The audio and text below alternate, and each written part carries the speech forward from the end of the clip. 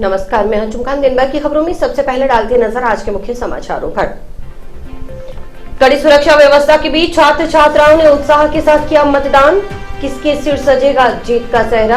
एनएमपीजी college में 61.37% मतदान। काले कपड़े पहनकर दूसरे दिन भी धरने पर बैठे वीडियो वादा खिलाफी के विरोध में राज्य सरकार के खिलाफ किनारेबाजी। पुनः शुरू हो 281 करोड़ रुपए की महती योजना का कार्य। भाजपा कार्यकर्ताओं ने मुख्यमंत्री के नाम एसडीएम को सौंपा ज्ञापन। पल्लू तहसील का राजस्व मंत्री रामलाल जाट ने किया शुभारंभ। जनता को राहत देने के लिए मुख्यमंत्री ने मापदंडों में शिथिलता देते हुए तहसील और उप तहसीलों को दी मंजूरी। अब खबरें विस्तार से। नवक्रमोन्नत तहसील पल्लू का शुक्रवार को राजस्व मंत्री रामलाल जाट, बंजर भूमि एवं चारागाह विकास बोर्ड के अध्यक्ष संदीप सिंह चौधरी, केशकला बोर्ड के अध्यक्ष महेंद्र गहलोत, नौहर विधायक अमित चाचान और जिला प्रमुख कविता मेघवाल समेत अन्य जनप्रतिनिधियों ने किया। इस अवसर पर आयोजित समारोह को संबोधित करते हुए राजस्व मंत्री रामलाल जाट ने कहा कि मुख्यमंत्री ने आमजन को राहत देने के लिए नई तहसील, उप तहसील बनाने के मापदंडों में शिथिलता प्रदान करते हुए 61 तहसील और 74 उप तहसील को मंजूरी दी है। बताया गया कि नई तहसील और उप तहसील खुलने से गांव के लोगों को अब अपने गांवों से ज्यादा दूर नहीं जाना पड़ेगा। सत्ता का विकेंद्रीकरण का कार्य सरकार कर रही है ताकि आमजन को अधिकतम राहत मिल सके। श्री रामलाल जाट ने कहा कि आने वाले समय में गिरदावरी भी किसान खुद कर सकेगा, ऐसी व्यवस्था सरकार करने जा रही है।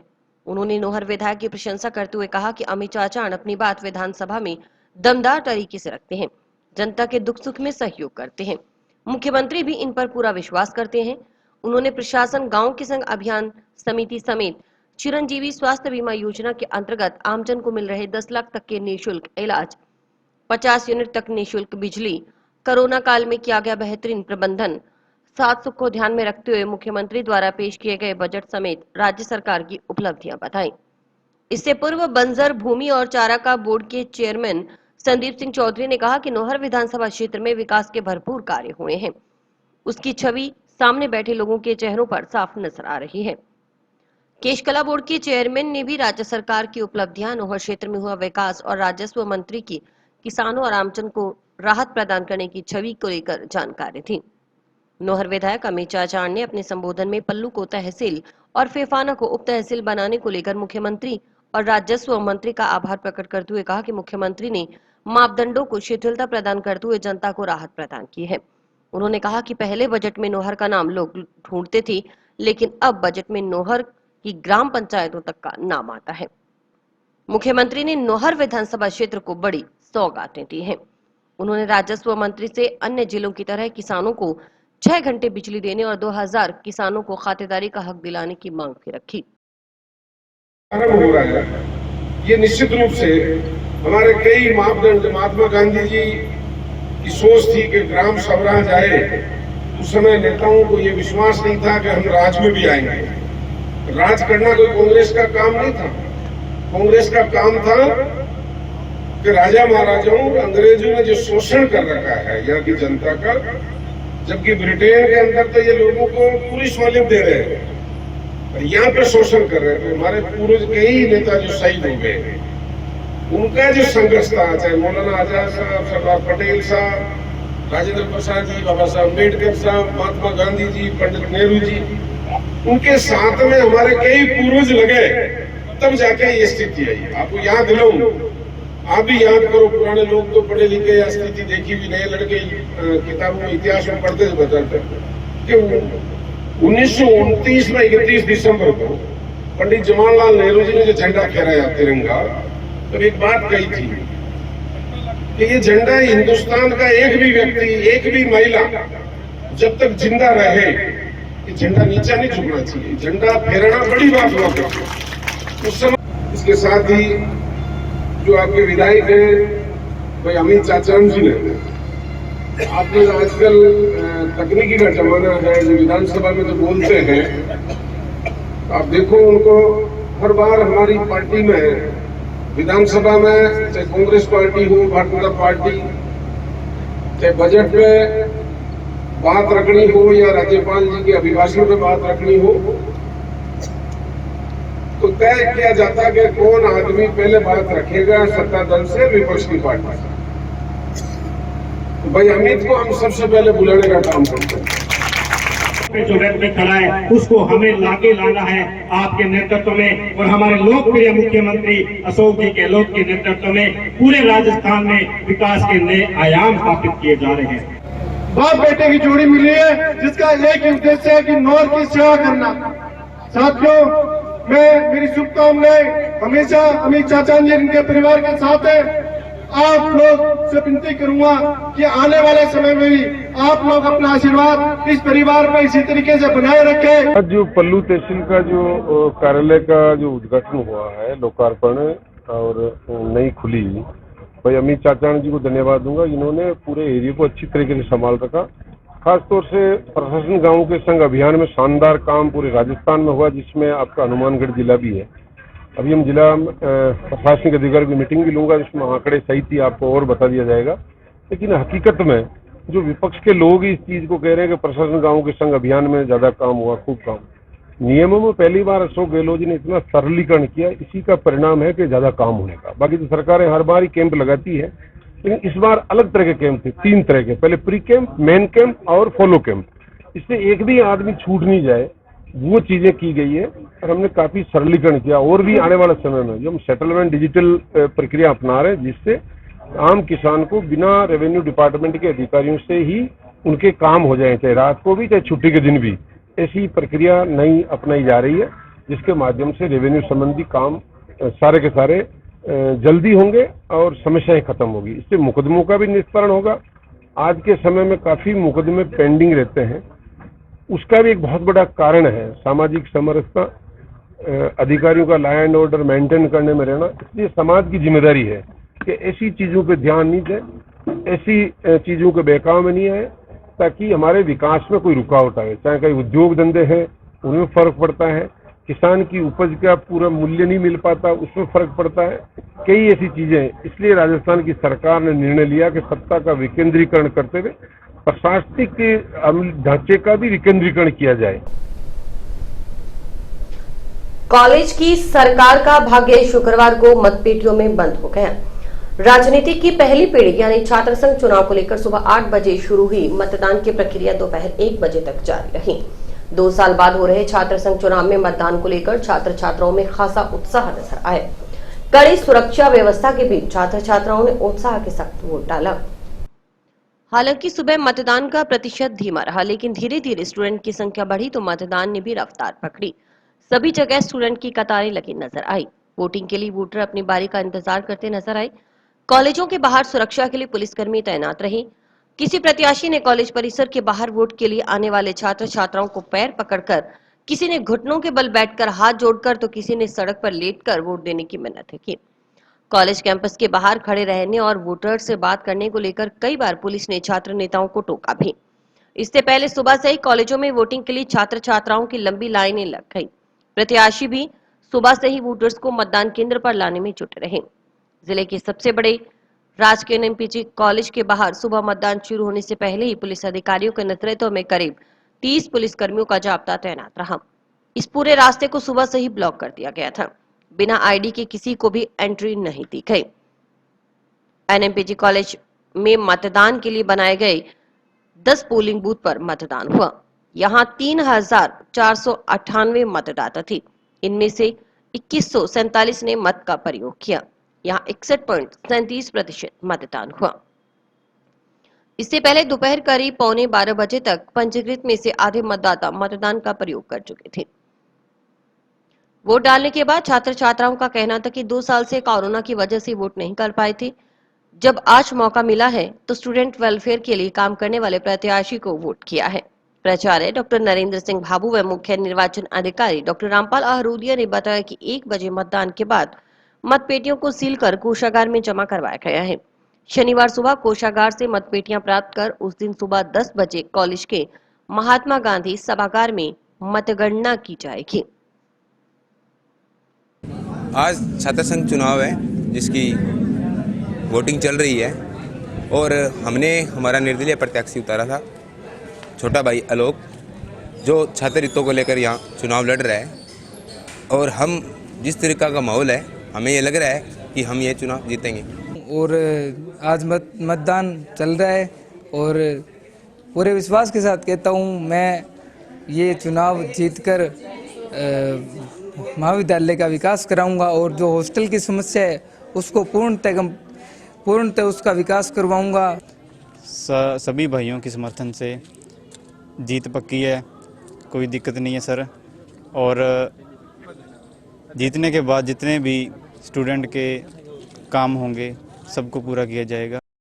आज छात्र संघ चुनाव हो रहे हैं, तो टाउन एरिया में 3 कॉलेजों के चुनाव अभी शांतिपूर्ण चल रहे हैं। माकूल पुलिस व्यवस्था का प्रबंध किया गया है और बिना किसी कार्ड के आइडेंटिफिकेशन के प्रवेश नहीं दिया जा रहा है और कानून व्यवस्था पर पुलिस की पूरी नज़र है। चुनाव प्रक्रिया आज छात्र संघ चुनाव 2022 की मतदान प्रक्रिया पूर्ण हो गई। इस मतदान प्रक्रिया में विद्यार्थियों ने 61.37% मतदान किया है, शांतिपूर्ण मतदान हुआ है। कुल मतदाता हमारे पास 3,498 थे, जिसमें से लगभग 2,147 मतदाताओं ने अपने वोट दिए। सुरक्षा की दृष्टि से आज जैसे पुलिस जाब्ता था, कल भी उसी तरह से पुलिस जाब्ता रहेगा, लेकिन यहाँ मतपेटियाँ अब नहीं होंगी, तो अब 2 बजे के बाद में यहाँ सुरक्षा की आवश्यकता नहीं पड़ेगी कि मतपेटियाँ कोषागार में होंगी, लेकिन सुबह 10 बजे से फिर से पुलिस जाब्ता तैनात रहेगी। वहीं एनएम लॉ कॉलेज में छात्र संघ अध्यक्ष, उपाध्यक्ष और महासचिव पद के लिए शुक्रवार को 3 बूथों पर मतदान हुआ। मुख्य चुनाव अधिकारी डॉक्टर ब्रिजेश अग्रवाल ने बताया कि अध्यक्ष पद के लिए 3 उम्मीदवार गगन भार्गव, शिवम पाहुजा और सुधीर पुनिया चुनाव मैदान में हैं। उपाध्यक्ष में महासचिव पद पर भी 2-2 उम्मीदवार मैदान में हैं।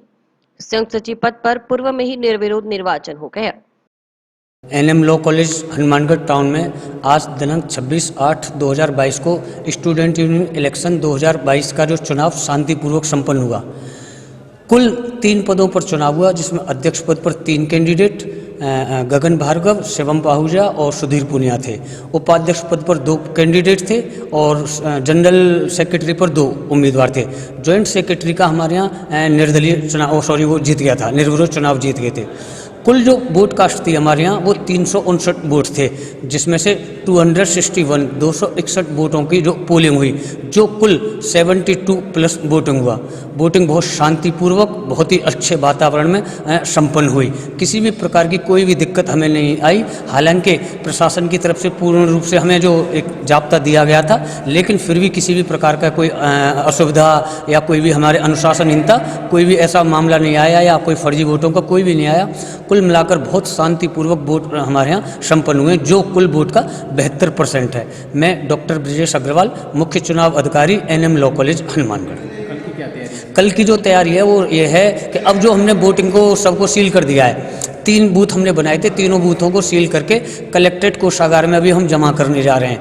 कल प्रातः 10 बजे 9-9:30 बजे हम वहाँ से जाके उनको बॉक्सों को लाएंगे। पुलिस सुरक्षा में जा रहे हैं और पुलिस सुरक्षा में आएंगे। कल 10 बजे से हमारे यहाँ जो इसकी काउंटिंग शुरू होगी। राजीव गांधी ग्रामीण ओलंपिक खेल 29 अगस्त से ग्राम पंचायत स्तर पर शुरू होने जा रहे हैं। ग्राम पंचायत स्तर पर साइकिल रैली और पैदल रैली का आयोजन किया जा रहा है। गांव-गांव में खेल का माहौल है। ग्रामीण क्षेत्र में विभिन्न टीमें अभ्यास करती नजर आ रही हैं। जिला कलेक्टर नथमल डिडेल ने नवाचार करते हुए राजीव गांधी ग्रामीण ओलंपिक खेल के प्रचार प्रसार के लिए कार्टून सीरीज भी जारी की है। कार्टूनिस्ट मतदान सिंह और वरिष्ठ लेखक डॉक्टर भरत ओला के सहयोग से यह कार्टून सीरीज जिला प्रशासन ने जारी की है। जिला कलेक्टर नथमल डिडेल ने प्रतियोगिता के सफल आयोजन को लेकर जिले के सभी उपखंड अधिकारियों, विकास अधिकारियों और ब्लॉक शिक्षा अधिकारियों को सभी जरूरी तैयारियां सुनिश्चित करने के निर्देश दिए हैं। जिला खेल अधिकारी शमशेर सिंह ने बताया कि kabaddi, tennis ball, cricket, volleyball, kho-kho, hockey तथा शूटिंग बॉल खेलों के लिए पुरुष और महिला टीमों के गठन और पंजीयन का कार्य लगभग पूरा हो चुका है। इस भव्य आयोजन के लिए प्रतिभागी पूरे उत्साह के साथ पूर्वाभ्यास में जुटे हैं। प्रतियोगिता के साथ ही आमजन में भी इस ऐतिहासिक आयोजन को लेकर अभूतपूर्व उमंग है। जिला खेल अधिकारी ने बताया कि जिले में 1,44,576 खिलाड़ियों ने इन खेलों में रजिस्ट्रेशन करवाया है। खिलाड़ियों को शामिल करते हुए कुल 11,445 टीमों का गठन किया गया है। खिलाड़ियों के रजिस्ट्रेशन में राज्य में हनुमानगढ़ जिला 5वें और टीमों के गठन को लेकर 6ठे स्थान पर है, जबकि नागौर और भीलवाड़ा रजिस्ट्रेशन टीम गठन में क्रमशः प्रथम और दूसरे स्थान पर है। जिले में तहसील वाइज बात करें तो सर्वाधिक 26,637 खिलाड़ियों ने पीलीभंगा, 24,974 खिलाड़ियों ने नौहर, 20,140 खिलाड़ियों ने हनुमानगढ़ में रजिस्ट्रेशन करवाया है। सबसे कम 14,898 खिलाड़ियों ने संगरिया में रजिस्ट्रेशन करवाया है। ग्रामीण ओलंपिक के आयोजन को लेकर 2 अलग-अलग विभागों को जिम्मा सौंपा गया है। इसके तहत ग्राम और ब्लॉक स्तर पर प्रतियोगिताओं का आयोजन आदि की जिम्मेदारी शिक्षा विभाग को दी गई है, जबकि जिला और राज्य स्तर पर प्रतियोगिताएं खेल विभाग करवाएगा। ग्रामीण ओलंपिक में शामिल होने वाली टीमों को अभ्यास और प्रतियोगिता के लिए खेल सामग्री सरकार की तरफ से मुहैया करवाई जाएगी। माननीय मुख्यमंत्री जी की बजट घोषणा है बिंदु संख्या नंबर 62 21-22 की है कि ग्रामीण ओलंपिक खेलों के लिए। तो सर जो कि ये 29 अगस्त से शुरू होने जा रहे हैं और इसमें हमारे हनुमानगढ़ जिला पहले पंजीयन हुआ था, उसमें हम 5वें स्थान पर हैं 1,44,200 की संख्या पाकर। इसके बाद सर टीम का गठन किया गया जिसमें हम 6ठे स्थान पर हैं। हमारे पास 11,445 टीमें बन चुकी हैं अब तक। अभी भी पोर्टल ओपन है और टीमों का गठन और पंजीयन चल रहा है। सर इसमें क्या है कि 29 अगस्त को ग्राम पंचायत स्तर पर गेमों की शुरुआत है जी। प्रत्येक ग्राम स्तर पर इनका शुभारंभ होगा और ये सर 29 से 4 दिन तक चलेंगी। इसके बाद आएगा ब्लॉक स्तर, वो 12 तारीख से 4 दिन के लिए। फिर आएगा जिला स्तर जो 22 से 4 दिन के लिए। इसके बाद आएगा स्टेट लेवल जो कि जयपुर में आयोजित होगा 2 से 6 तक।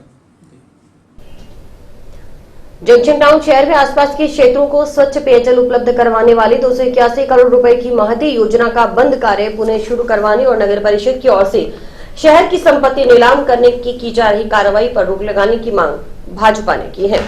शुक्रवार को भाजपा कार्यकर्ताओं ने पार्टी जिला अध्यक्ष बलवीर बिश्नोई और पूर्व मंत्री डॉक्टर राम प्रताप के नेतृत्व में कलेक्ट्रेट में राज्य सरकार के खिलाफ नारेबाजी की।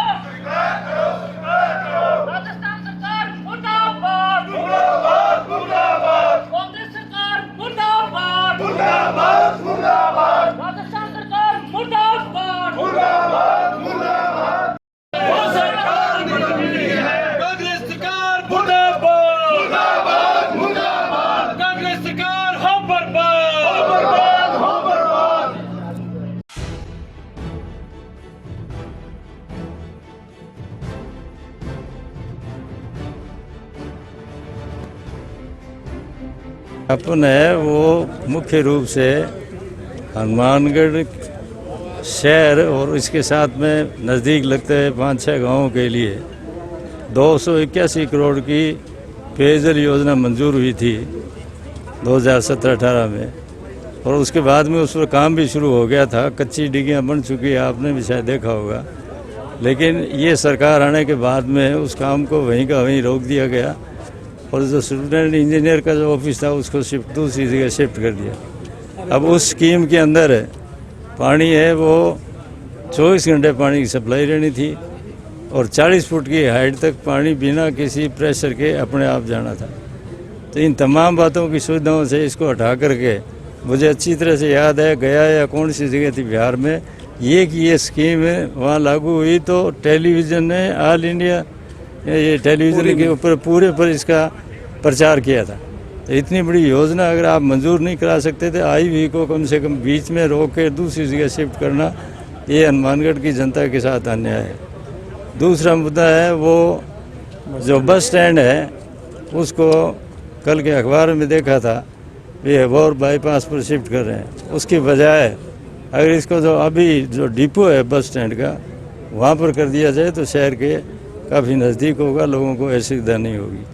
और तीसरा जो बड़ी योजनाएं आएंगी तो उसके लिए जगह चाहिए, इसलिए मेरे ख्याल से इस तरीके से जगह को अपने खुर्द-बुर्द करेंगे तो किसी योजना के लिए कोई जगह नहीं बचेगी। ये 3 मुख्य बिंदु हैं। आज भारतीय जनता पार्टी हनुमानगढ़ विधानसभा के कार्यकर्ताओं ने आदरणीय डॉक्टर राम प्रताप जी के नेतृत्व में मुख्यमंत्री जी को जरिए SDM ज्ञापन भेजा है। नगर परिषद जो शहर की जो भी संपत्ति है उसको बेचने का काम कर रही है। आने वाले समय में क्योंकि ये जिला मुख्यालय है अनेक तरह के ऑफिस बनने, अनेक तरह की योजनाएं जनहित में आनी है, तो उनके लिए स्थान चाहिए। तो उसके लिए भी हमने आग्रह किया है ज्ञापन के मार्फत कि इस संपत्ति को नहीं बेचा जाए। और तीसरा, जो अभी जिला कलेक्टर महोदय ने प्रस्ताव भेजा है कि जंक्शन का मुख्य बस स्टैंड बाईपास, रोडावाड़ी बाईपास पर बनेगा, वो शहर से 8 किलोमीटर दूर है। तो हमने मांग की है कि जो रोडवेज बस डिपो है, काफ़ी स्थान है, 10 बीघों से ऊपर स्थान है, वहाँ डिपो बस स्टैंड बना दिया जाए और डिपो को वहाँ बाईपास पर स्थानांतरित कर दिया जाए। इन 3 मांगों को लेकर जनहित में आज मुख्यमंत्री जी को नाम ज्ञापन दिया। जिला एवं विधिक सेवा प्राधिकरण की ओर से शिक्षा विभाग के सहयोग से शुक्रवार को जंक्शन के ब्लॉक स्तरीय प्रतियोगिता का आयोजन किया गया। प्रतियोगिता में विद्यालय स्तर पर आयोजित प्रतियोगिता के प्रथम, द्वितीय और तृतीय स्थान पर रहे खिलाड़ियों और टीमों ने हिस्सा लिया। प्रतियोगिता में बास्केटबॉल की 4 टीमें, वॉलीबॉल की 4, एथलेटिक्स के 70 खिलाड़ियों और कबड्डी की 3 टीमों ने हिस्सा लिया।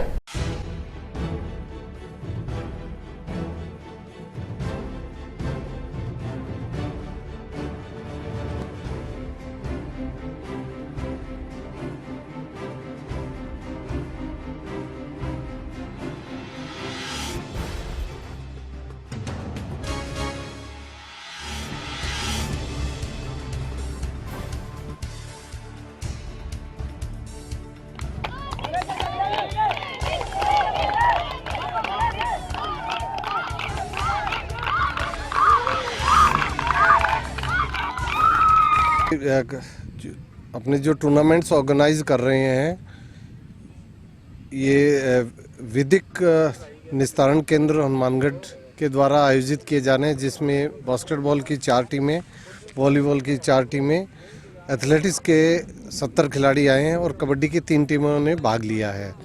और इनके जो आयोजक स्थल है वो राजीव गांधी स्टेडियम में टूर्नामेंट करवाए जा रहे हैं और शिक्षा विभाग के सहयोग से विभिन्न प्रतियोगिताओं को इनको कंप्लीट करवाया जा रहा है। और जंक्शन बॉयज़, जंक्शन गर्ल्स और टाउन बॉयज़ और गर्ल्स में अलग अलग प्रतियोगिता, पोस्टर प्रतियोगिता अलग अलग इन्होंने बांट के दिया है और आज इनकी खेलकूद प्रतियोगिताएं संपन्न करवाई जा रही। महिला समानता दिवस और महिला व बाल विकास विभाग तथा राज्यविका की ओर से जिला मुख्यालय पर स्थित एनपी स्कूल में कार्यक्रम का आयोजन किया गया। कार्यक्रम में जिला परिषद सीईओ अशोक असीजा, एसीईओ सुनील छाबड़ा, समाज कल्याण विभाग के उप निदेशक विक्रम सिंह शेखावत, महिला व बाल विकास विभाग के उप निदेशक प्रवेश सोलंकी व अतिरिक्त कोषाधिकारी नीतू अरोड़ा सहित सीडीपीओ सुनीता शर्मा आदि मौजूद रहे। अतिथियों की ओर से उत्कृष्ट कार्य करने वाली आंगनबाड़ी कार्यकर्ताओं और स्वयं सहायता समूह की महिलाओं को सम्मानित किया गया।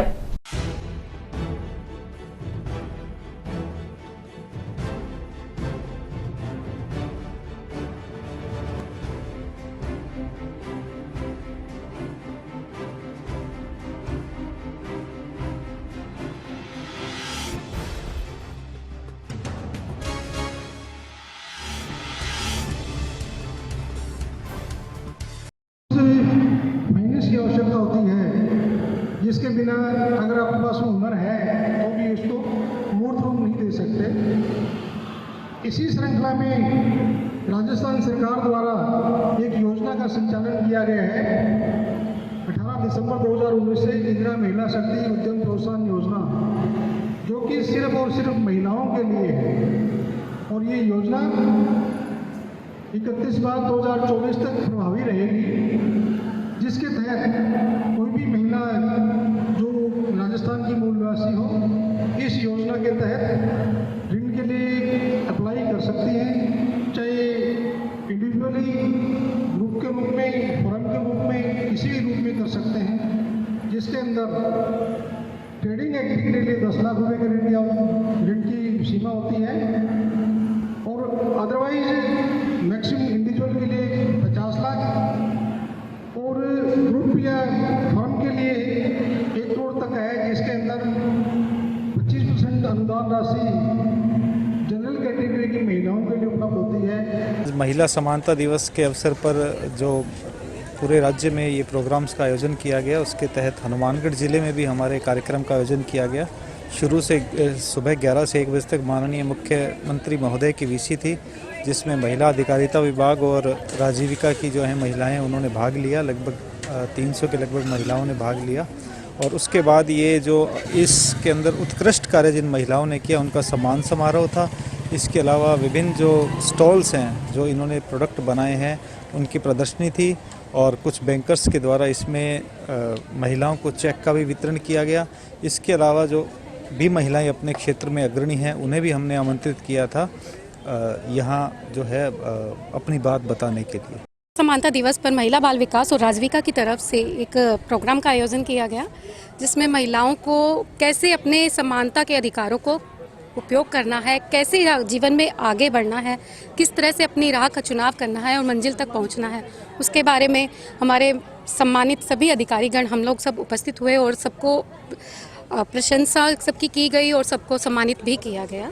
और साथ में जो आगे हमें जो समस्याएं आ रही हैं उनसे उनको कैसे जूझना है, कैसे आगे बढ़ना है जीवन में, बहुत सारी योजनाओं जैसे मुख्यमंत्री कन्यादान योजना, उड़ान योजना, पालनहार योजना, इनके बारे में जानकारी दी गई। स्वयं सहायता समूह द्वारा राजविका के प्रोडक्ट्स की जो सेल लगाई गई थी उनकी प्रदर्शनी थी, तो उसको भी देखा गया। उसमें बहुत अच्छा काम कर रही हैं महिलाएं, आगे बढ़ रही हैं जीवन में और आने वाला समय इनके लिए बहुत बढ़िया होगा।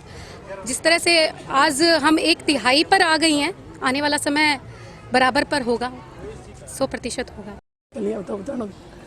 ये आज जो मतलब 26 अगस्त 2022 में महिला समानता दिवस के रूप में मनाया जा रहा है और ये हमारे माननीय मुख्यमंत्री जी द्वारा शुरू किया गया है। अभी 11 बजे से 1 बजे तक हमारी वीसी थी, जिसमें माननीय मुख्यमंत्री जी द्वारा वीसी ली गई। उसमें भी महिलाओं को सम्मान देने के लिए कि पुरुष और महिला में कोई सम्मान नहीं है, दोनों को बराबर का अधिकार है। हर क्षेत्र के अंदर कार्य में भी और में भी कोई भेदभाव नहीं है। और आज ये प्रोग्राम हमारा NPS स्कूल के अंदर आयोजित किया गया है। और भी वक्त एक ब्रेक का।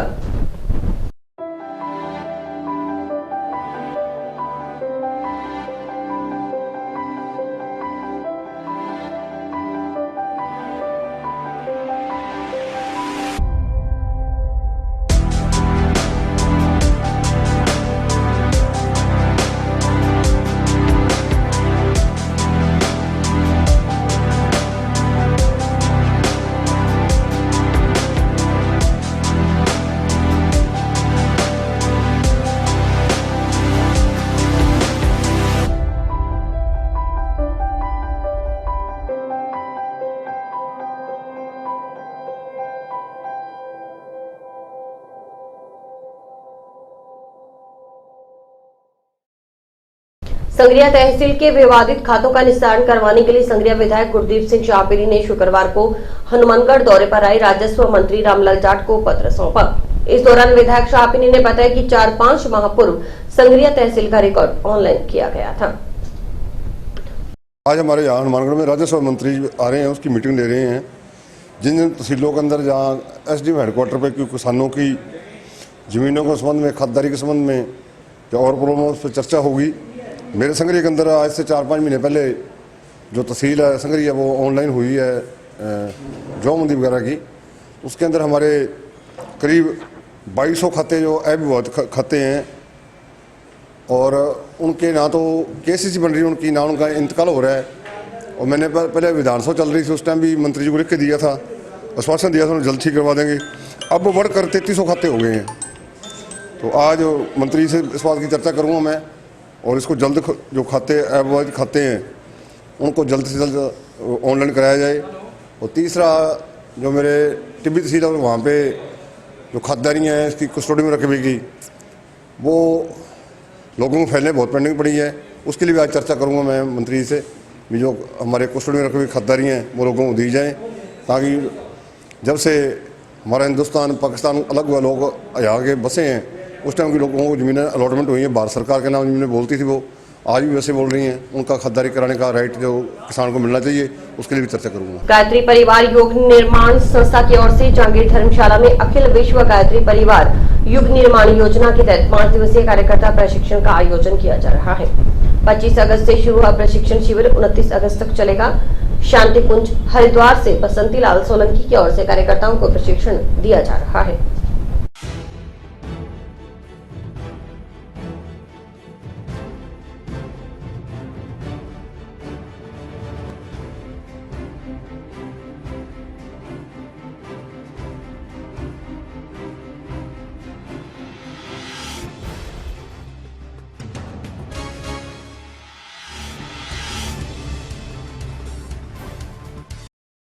ये कार्यक्रम अखिल विश्व गायत्री परिवार शांतिकुंज हरिद्वार के द्वारा ये योजना चलाई जा रही है। भाइयों में कर्मकांड और गीत गाने के लिए ढपली के माध्यम से गीत गाना, इसलिए 5 दिन में हम कर्मकांड, संस्कार, जो हमारे 10 प्रकार के संस्कार है, 2 और जोड़ दिए गए हैं, जन्म दिवस और विवाह दिवस उत्सव। ये संस्कार भी इनको सिखाएंगे ताकि ये घर घर जाएंगे और जा कर के देव स्थापना कराएं, उनके यहाँ यज्ञ करें, उनके बच्चों को शिक्षण दें और इनके परिवारों को स्वर्गीय वातावरण बनाएं। इस भाव के साथ में ये हमारे गाय चल रहा है यहाँ पे प्रशिक्षण। इसी प्रकार से हमारी कई टोलियाँ बाहर चल रही है, महिलाओं की भी चल रही है, ब्रह्मवादिनी बहनों की। और अभी हम 2 भाई हम भी निकले हैं राजस्थान में। पहले हमारा कोटा हुआ, फिर यहाँ धौलपुर हुआ और जयपुर हुआ, और ये आखिरी कार्यक्रम हमारे यहाँ पे 29 को हम यहाँ से शांतिकुंज के लिए रवाना हो जाएंगे। भाइयों को कर्मकांड सिखाना, ढपली सिखाना, और ये हमारा मुख्य उद्देश्य है। पंचायती राज मंत्री का स्वहस्ताक्षरित लिखित समझौता लागू नहीं करने से आक्रोशित ग्राम विकास अधिकारियों ने शुक्रवार को वादा खिलाफी आक्रोश आंदोलन नया नहीं न्याय चाहिए के तहत काले कपड़े पहनकर टाउन में पंचायत समिति कार्यालय में लगातार दूसरे दिन धरना देकर सरकार के खिलाफ विरोध जताया। राजस्थान ग्राम विकास अधिकारी संघ जिंदाबाद जिंदाबाद। राजस्थान ग्राम विकास अधिकारी संघ जिंदाबाद। नहीं न्याय चाहिए, नया नहीं न्याय चाहिए, नया नहीं न्याय चाहिए। आवाज दो, हमें है। कर्मचारी एकता जिंदाबाद, कर्मचारी एकता जिंदाबाद, कर्मचारी एकता जिंदाबाद। नया नहीं न्याय चाहिए, नया नहीं न्याय चाहिए। इनकलाब जिंदाबाद, इनकलाब जिंदाबाद, इनकलाब जिंदाबाद। आज हमारा ग्राम विकास अधिकारी संघ का जो वादा खिलाफी आक्रोश आंदोलन में नया नहीं न्याय चाहिए जो हमारा आंदोलन चल रहा है, उसके अंदर आज चौथा चरण है। चौथे चरण में हम 2 दिन से लगातार पंचायत समिति मुख्यालय पर धरना दे रहे हैं, और कल से जो 5वां चरण चलेगा उसके अंतर्गत हम माननीय विधायक महोदय को और जो भी हमारे माननीय जनप्रतिनिधि महोदय हैं उनको एक ज्ञापन देंगे तथा उनसे एक आग्रह करेंगे कि इन मुद्दों को विधानसभा में भी उठाया जाए। उसके अगले चरण में हम दोबारा पंचायत समिति मुख्यालय पर 2 दिन का धरना होगा, और उससे आगे 1 तारीख से जिला परिषद के अंतर्गत हमारे पूरे जिले का एक साथ संयुक्त धरना चलेगा। और इसी प्रकार आगामी चरणों में चलते हुए हम जयपुर में लास्ट में महात्मा गांधी जयंती के अवसर पर आमरण अनशन करेंगे, और उसके बाद एक अपूर्णाहुति यज्ञ देंगे। हमारी सरकार से एक पुनः निवेदन है कि हमारी मांगों को मान लिया जाए। हमारी मांगे इतनी जायज़ है कि एक आम आदमी को भी बताया जाए तो उस पर आम आदमी भी संवेदनशीलता दिखाते हुए उस मांगों को मानने के लिए तैयार है, क्योंकि माँ के बेटे जो हजार किलोमीटर दूर बैठे हैं उनको अपने घर जाने का मौका मिल रहा है, और जो हमारे पद दिए गए पद थे वो काटे हैं, वो हमें वापस मिलने चाहिए। इसीलिए तो हमारे इस चरण का नाम है नया नहीं न्याय चाहिए। धन्यवाद। और इसी के साथ समाचार समाप्त हुए। रोजाना देखते रहिए समाचार। नमस्कार।